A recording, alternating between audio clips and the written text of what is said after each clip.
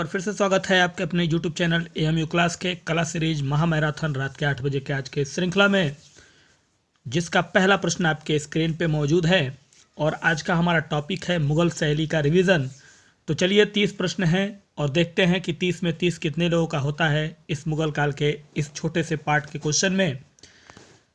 पहला प्रश्न आपके स्क्रीन पे मौजूद है और पूछ रहा है कि किस मुगल शासक ने अपने शाही महल में ईसाई विषयों के चित्र बनवाए। ठीक है, ईसाई विषयों के चित्र बनवाए अपने शाही महल में किस मुगल शासक ने।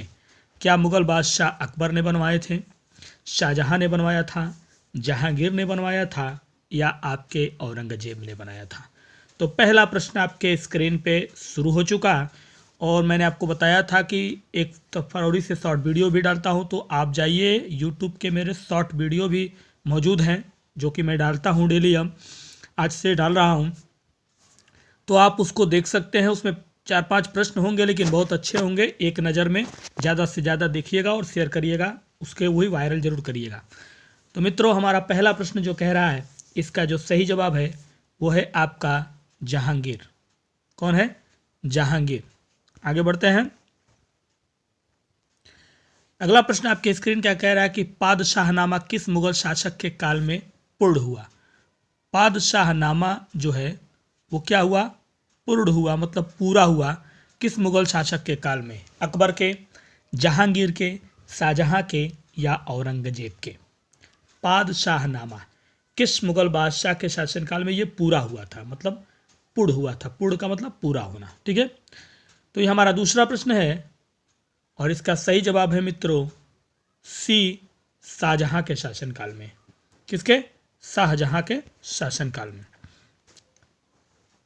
अगला प्रश्न आपके स्क्रीन का है कि युवा शाहजहां चित्र के चित्रकार है। युवा शाहजहां, युवा शाहजहां चित्र के चित्रकार के रूप में हम किसे जानते हैं? अबुल हसन का बनाया ये चित्र है, मीर हाशिम का बनाया चित्र है, फ़कीरुल्लाह खान का बनाया चित्र है, या मोहम्मद नादिर का। ठीक है, युवा शाहजहां नामक चित्र इसमें से कौन से मुगल चित्रकार ने बनवाया है? यह हमारा अगला प्रश्न है आपके स्क्रीन का। और इसका सही जवाब है मित्रों ए, अबुल हसन के द्वारा बनाया हुआ। अगला प्रश्न आपके स्क्रीन पे चलते हैं। देखिए सामने है आपका प्रश्न और कह रहा है मुगल वैभव और शान शौकत का प्रदर्शन किस शासक के काल में सर्वाधिक हुआ। वैभव और शान शौकत का जो प्रदर्शन हुआ देखने को मिला, वो सर्वाधिक यानी सबसे अधिक कौन से शासनकाल में हमें देखने को मिलता है?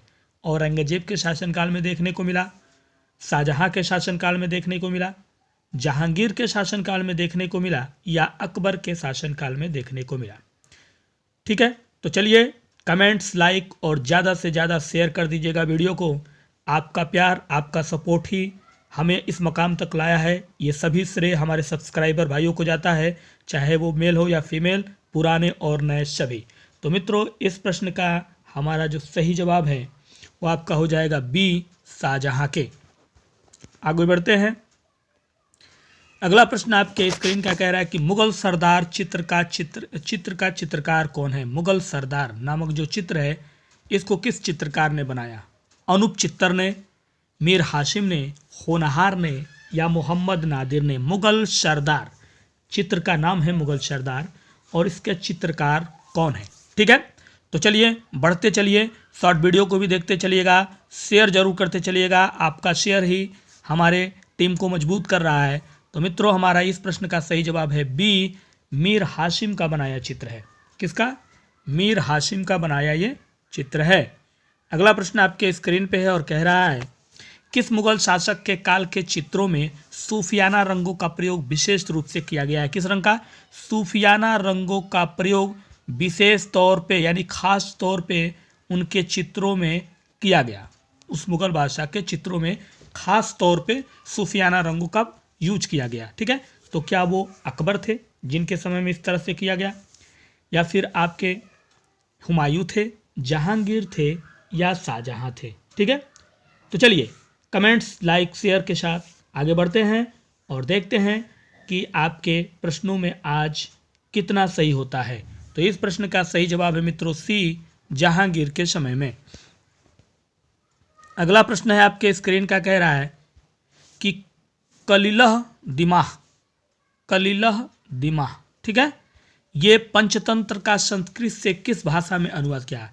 कलिलह दिमाह का पंचतंत्र का, कलिलह दिमाह पंचतंत्र का संस्कृत से, किससे? संस्कृत से किस भाषा में अनुवाद किया गया? तुर्की भाषा में किया गया, फारसी भाषा में, अरबी भाषा में, या देवनागरी भाषा में? ठीक है, तो किस भाषा में किया गया मित्रों? तो इसका जो है अरबी भाषा में किया गया था। किसमें? अरबी भाषा में। आगे बढ़ते हैं। अगला प्रश्न कह रहा है कि बाबरनामा का फारसी में अनुवाद किसने किया? बाबरनामा, इसका जो फारसी अनुवादक किया गया वो किसके द्वारा किया गया? बाबरनामा का फारसी अनुवाद किसके द्वारा किया गया? अबुल फजल के द्वारा किया गया, या अब्दुल रहीम खानखाना, बदायूनी, या जफर बेग? ठीक है, बाबरनामा का फारसी अनुवाद करने वाला इसमें से कौन शख्स था? यह हमारा अगला प्रश्न है मुगल काल के रिवीजन प्रश्नों की आज की श्रृंखला का, और इसका सही जवाब है बी, अब्दुल रहीम खानखाना ने किया था। ठीक है, अगला प्रश्न आपके स्क्रीन का कह रहा है जहांगीरनामा की पहली प्रति, जहांगीरनामा की पहली प्रति जहांगीर के सिंहासन ग्रहण करने के कितने वर्ष बाद बनकर तैयार हुई थी? ठीक है, यानी जहांगीरनामा की जो पहली प्रति है वो जहांगीर के जब सिंहासन था, राज्याभिषेक का सिंहासन था, उस ग्रहण करने के कितने वर्ष बाद बनकर मतलब तैयार हो गई थी, ये हमारा प्रश्न है अगला। ठीक है, तो पूछ रहा है 9 वर्ष बाद, 12वें वर्ष में, 14वें वर्ष में, या 16वें वर्ष में? किस वर्ष में बनकर तैयार हुआ? जहांगीरनामा की पहली प्रति की बात कर रहा है, ध्यान दीजिएगा, पहली प्रति शब्द का इस्तेमाल उसने किया है। तो पहली प्रति जो थी वो आपके 14वें वर्ष में बनकर तैयार हुई। ठीक है, अगला प्रश्न देखिए। प्रश्न कह रहा है कि किस मुगल ग्रंथ में पशु पक्षियों का सर्वोत्कृष्ट यानी उत्कृष्ट अंकन है? पशु पक्षियों का उत्कृष्ट यानी सबसे अच्छा अंकन किया गया किस मुगल ग्रंथ में?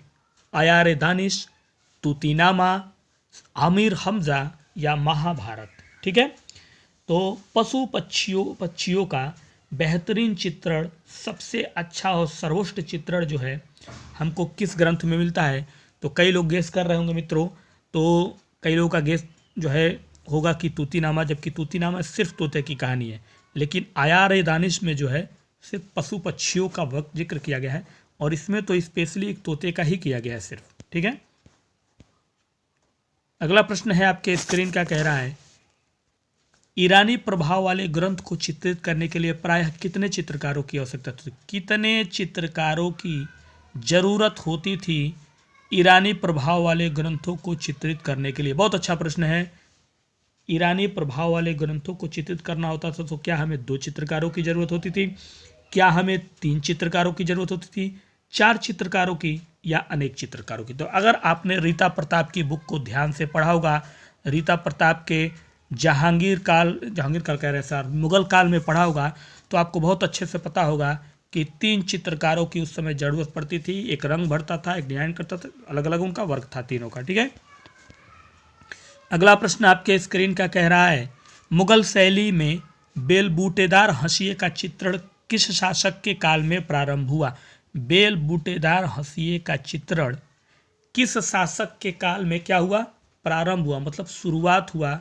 बेलबूटेदार हंसिए का शुरुआत जो है इनमें से किस शासक के समय में हुआ? हुमायूं, अकबर, जहांगीर, या शाहजहां?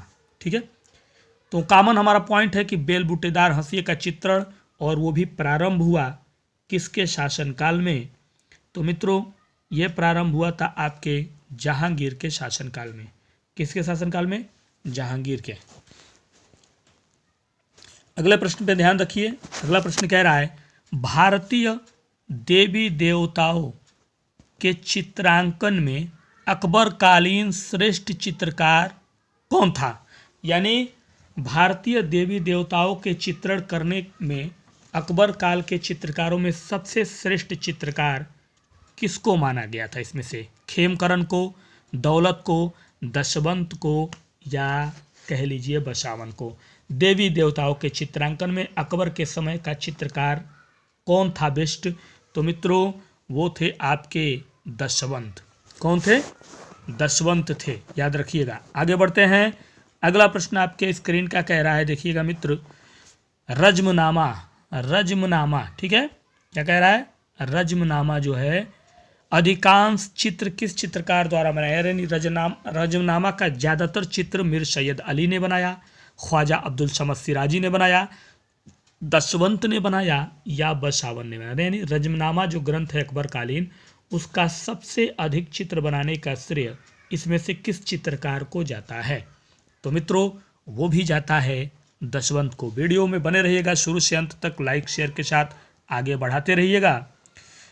अगला प्रश्न कह रहा है कि अकबर के दरबारी चित्रकारों में किस चित्रकार की रुचि दरबारी जीवन की अपेक्षा, यानी किस चित्रकार की रुचि जो है वो दरबारी जीवन की अपेक्षा यानी उसके अलावा अपने चित्रों में दैनिक लोक जीवन से संबंधित विषयों का भी अंकन करने में था। मतलब एक तो वो दरबारी जीवन का जो है रुचि तो था ही उनके पास, उस चित्रकार के पास दरबारी जीवन की रुचि तो थी ही, उसके अलावा दैनिक लोक जीवन संबंधित विषयों का भी अंकन करने में वो काफ़ी रुचि रखते थे। तो क्या वो अब्दुल समद सिराजी थे, मुकुंद थे, मीर सैयद अली थे, या फारूक बेग थे? ठीक है, समझ में आ गया प्रश्न कि दो चीज़ों यानी एक तो दरबारी चित्र था, उसके अलावा भी एक शौकीन दैनिक जीवन से संबंधित रखा, और वो थे मित्रों मीर सैयद अली। आगे बढ़ते हैं। अगला प्रश्न आपके स्क्रीन पे है और कह रहा है किस मुगल शासक ने अपने और अपने दरबार के सभी प्रमुख व्यक्तियों की, अपने और अपने दरबार के जितने भी सभी प्रमुख व्यक्ति थे और व्यक्ति चित्र यानी सभी प्रमुख व्यक्तियों के व्यक्ति चित्र बनवाए, खुद भी और अपने परिवार के, अपने दरबार के कुछ बेहतरीन व्यक्ति को भी? अकबर थे, जहांगीर थे, शाहजहां थे, या इनमें से किसी ने ऐसा काम नहीं कराया? ठीक है, लेकिन किसी ने नहीं कराया ये तो नहीं हो सकता, कराया है। एक बादशाह ने जो है अपना और अपना के अलावा और बाकी लोगों का भी पोर्ट्रेट जो है व्यक्ति चित्र उन्होंने बनवाया है, और वो थे मित्रों आपके अकबर। कौन थे? अपने और अपने दरबार के सभी व्यक्तियों के व्यक्ति चित्र बनवाया है अकबर ने। तो इसका राइट आंसर आपका हो जाएगा ए। ठीक है, आगे बढ़ते हैं। अगला प्रश्न है कि अकबर ने बाल्य अवस्था में किसके निर्देशन में चित्रकला का विधिवत अभ्यास किया था? किसमें? जब अकबर बाल्यावस्था में थे, आपको पता ही है 13 वर्ष की उम्र में उन्होंने गद्दी पे बैठा दिया गया था, तो बाल्यावस्था में किसके निर्देशन में, पहला शब्द है किसके निर्देशन में चित्रकला का अभ्यास किया उन्होंने, और काफ़ी विधिवत तरीके से किया। बहुत जो है काफ़ी विधिवत मतलब काफ़ी अच्छे तरीके से किया। मीर सैयद अली के निर्देशन में, आका रिजा के निर्देशन में, बेहजाद के निर्देशन में, या अब्दुल समद के निर्देशन में? ठीक है, किस चित्रकार जो है किस के निर्देशन में, अकबर ने बाल्यावस्था में किसके निर्देशन में किया था? तो यह है आपका अगला प्रश्न, और इस प्रश्न का सही जवाब है मित्रों अब्दुल समद सिराजी के निर्देशन में उन्होंने किया था। ठीक है, आगे बढ़ते हैं। अगला प्रश्न है आपके स्क्रीन का, फतेहपुर सीकरी में अंकित ईसाई चित्रों की अनुकृति का कार्य, ईसाई चित्रों की अनुकृति का कार्य अकबर ने किस चित्रकार से करवाया था? यानी फतेहपुर जो सीकरी अकबर के द्वारा बनाया गया जो फतेहपुर सीकरी जो है उसमें अंकित है ईसाई चित्रों की अनुकृति, तो उस कार्य को अकबर ने करवाया, लेकिन उसमें चित्रकार कौन थे? इस कार्य को करने वाले चित्रकार कौन थे? ठीक है, तो ये क्या मनोहर थे, दशवंत थे, फारूक बेग थे, या खेमकरण थे? कौन थे मित्रों? ठीक है, तो वो थे आपके दशवंत। कौन थे? दशवंत साहब थे चित्रकार। अगला प्रश्न आपके स्क्रीन का कह रहा है कि कौन सा चित्रकार जुदाई जो एक उपनाम था से कविता करता था? ठीक है, एक चित्रकार जो जुदाई उपनाम से कविता करता था। दशवंत, बसावन, अब्दुल समद सिराजी, मीर सैयद अली। कौन है वो चित्रकार जो जुदाई उपनाम से एक कविता करता था? ये आपके स्क्रीन का अगला प्रश्न है जो इस समय आपके सामने है। आपको करना कुछ नहीं है, आपको सिर्फ जो है कमेंट्स करना है, लाइक करना है, शेयर करना है, ताकि जो है आप अपने प्रश्नों को ईमानदारी के साथ देख सके कि कितना आपने अपने इस तैयारी को यानी बेस्ट किया है, कहने का मतलब। ठीक है, तो मित्रों इसका सही जवाब जो होगा वो हो जाएगा डी, मीर सैयद अली जुदाई।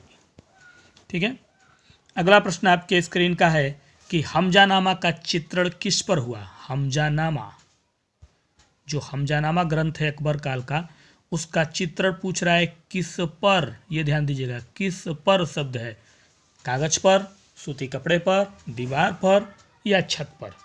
ठीक है, तो हमजानामा का चित्रण किस पे हुआ है, ये हमारा अगला प्रश्न है आपके स्क्रीन का, और इसका सही जवाब है मित्रों सूती कपड़े पर हमजानामा का चित्रण किया गया है। अगला प्रश्न आपके स्क्रीन पे है, कह रहा है कि किस मुगल बादशाह ने इलाहाबाद के किले का निर्माण कराया। इलाहाबाद का जो किला है वो एक मुगल बादशाह के द्वारा निर्माण करवाया गया था। तो क्या वो अकबर थे, जहांगीर थे, शाहजहां थे या औरंगजेब थे। ठीक है, किसके द्वारा जो है कराया गया, किस मुगल बादशाह के द्वारा कराया गया आपका इलाहाबाद किले का निर्माण। तो ये भी आपको अच्छे से पता है, बताने की जरूरत नहीं है, अकबर के द्वारा। ठीक है, आगे बढ़ते हैं।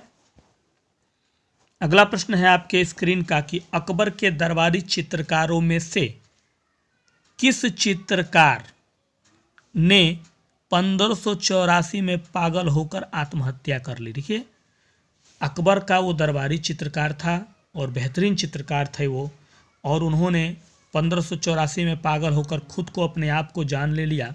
तो क्या वो मनोहर थे, मंसूर थे, दशवंत थे या बसावन थे।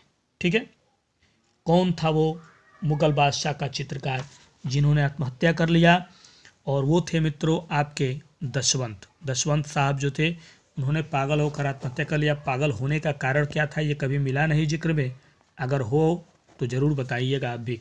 तो अकबर कालीन भित्ति चित्रण कहाँ पर हुआ। ठीक है, अगला प्रश्न है कि अकबर कालीन जो भित्ति चित्रण है वो कहाँ पर हुआ है। आगरा में, दिल्ली में, फतेहपुर सीकरी में या जयपुर में। ठीक है, कहाँ पे अकबर कालीन भित्ति चित्रण किया गया है, ये आपका अगला प्रश्न आपके स्क्रीन का। तो मित्रों वो किया गया है फतेहपुर सीकरी में। कहाँ किया गया है, फतेहपुर सीकरी में। अगला प्रश्न आपके स्क्रीन का, उस्ताद शालीवाहक, उस्ताद शालीवाहक। ठीक है, पूछ रहा है किसका दरबारी चित्रकार थे या किसका दरबारी चित्रकार था उस्ताद शालीवाहक। हुमायूं का दरबारी चित्रकार था या अकबर का, जहांगीर का या शाहजहां का। शालीवाहन है। ठीक है, उस्ताद शालीवाहन। चलिए, बहुत पढ़ा होगा तो इसमें, लेकिन इसमें इसके बारे में थोड़ा कम ही आपको जिक्र मिला होगा कि शालीवाहन किसके दरबारी चित्रकार थे। तो मित्रों शालीवाहन जो साहब थे वो जहांगीर के दरबारी चित्रकार थे। किसके, जहांगीर के। अगला प्रश्न है आपके स्क्रीन का कि बाबर ने अपनी पुस्तक तुजुक ए बाबरी को कौन सी भाषा में लिखा। यानी बाबर एक लेखक भी था और बाबर ने अपने साथ ये पुस्तक लाया भारत, तुजुक ए बाबरी। तो तुजुक ए बाबरी को उन्होंने कौन से लैंग्वेज में, कौन से भाषा में लिखा था, तुर्की, अरबी, फारसी या हिंदी। चूँकि बाबर जो है विदेशी शासक थे, ये हिंदुस्तान के तो थे नहीं, और मित्रों वो थे तुर्की, तुर्क के रहने वाले थे, टर्की के, जो टर्की आज देश बोला जाता है तुर्की। तो उसी भाषा में उन्होंने अपने बुक को भी लिखा था। अगला प्रश्न है आपके स्क्रीन का, कह रहा है शाहनामा में क्या चित्रित है। शाहनामा में क्या चित्रित किया गया है। ईरानी राज दरबार के बारे में चित्रण किया गया है, मुगल राज दरबार का चित्रण है, पहाड़ी राज दरबार का या राजस्थानी राज दरबार का। शाहनामा जो बुक है उसमें किस तरह का चित्रण मिलता है देखने को ये पूछ रहा है। तो मित्रों फटाफट शेयर करते रहिएगा, लाइक करते रहिएगा और शॉर्ट वीडियो को प्यार मोहब्बत दीजिएगा जो मैंने जो है आज से डालना शुरू किया है। और इसका सही जवाब है ए, ईरानी राज दरबार। अगला प्रश्न है, बाबरनामा का चित्रण किसके शासनकाल में हुआ? बाबरनामा का जो चित्रण हुआ वो किनके शासनकाल में हुआ है? क्या बाबरनामा का चित्रण बाबर के शासनकाल में हुआ, हुमायूं के शासनकाल में हुआ, अकबर या जहांगीर के? क्वेश्चन को पहले ध्यान से देखिए। बाबरनामा का चित्रण जो हुआ यानी बाबरनामा जो ग्रंथ है उसका चित्रण जो है वो किसके शासनकाल में किया गया? तो मित्रों, बाबरनामा चित्रण का जो चित्रण हुआ वो अकबर के शासनकाल में किया गया था। ठीक है, आइए अगला प्रश्न देखिएगा आपके स्क्रीन का क्या कह रहा है। प्रश्न कह रहा है कि शाह मुजफ्फर नामक चित्रकार किस शासक के काल में था? शाह मुजफ्फर एक चित्रकार थे, लेकिन किसके शासन में थे, ये हमारा प्रश्न है। बाबर के शासनकाल में थे शाह मुजफ्फर, हुमायूं, अकबर या जहांगीर के शासनकाल में थे? किसके शासनकाल में थे शाह मुजफ्फर नामक चित्रकार? तो मित्रों वो थे बाबर के। ठीक है, अगला प्रश्न आपके स्क्रीन का है कि शाहनामा के लेखक कौन है? शाहनामा के लेखक कौन है? गुलबदन बेगम, अबुल फजल, फिरदौसी, बदायूनी। शाहनामा जिसमें ईरानी दरबार के बारे में चित्रण मिलता है, अभी थोड़ी देर पहले आपने पढ़ा, उस शाहनामा के लेखक के रूप में हम किसे जानते हैं? तो मित्रों, शाहनामा को फिरदौसी ने जो है लिखा था। अगला प्रश्न देखिए और वीडियो का आखिरी प्रश्न है आपका, ये पूछ रहा है, हुमायूं के साथ भारत आए चित्रकार मीर सैयद अली और ख्वाजा अब्दुल समद सिराजी किसके शिष्य थे? यानी हुमायूं के साथ भारत आए ये दोनों चित्रकार मीर सैयद अली और ख्वाजा अब्दुल समद सिराजी दशवंत के शिष्य थे, बसावन के शिष्य थे, बिशनदास के शिष्य थे या बिहजात के शिष्य थे? आखिरी प्रश्न आज का रिवीजन, मुगल शैली। ठीक है, आखिरी प्रश्न का उत्तर कमेंट्स में देके फाइनल सबमिट करिए और बताइए कि आज 30 में कितना हुआ आपका बेस्ट। ठीक है, तो मित्रों इसका जो सही जवाब हो जाएगा वो हो जाएगा आपका डी, बिहजात के। किसके? बिहजात के शिष्य थे। तो चलिए उम्मीद करते हैं कि आज की वीडियो और उसमें बताए गए मुगल शैली के रिवीजन प्रश्न आपको पसंद आए होंगे। तो लाइक शेयर के साथ आगे बढ़ाइएगा और दीजिए इजाज़त। कल फिर मिलते हैं कुछ अच्छे प्रश्नों के साथ। तब तक के लिए नमस्कार, गुड नाइट, शुभ रात्रि।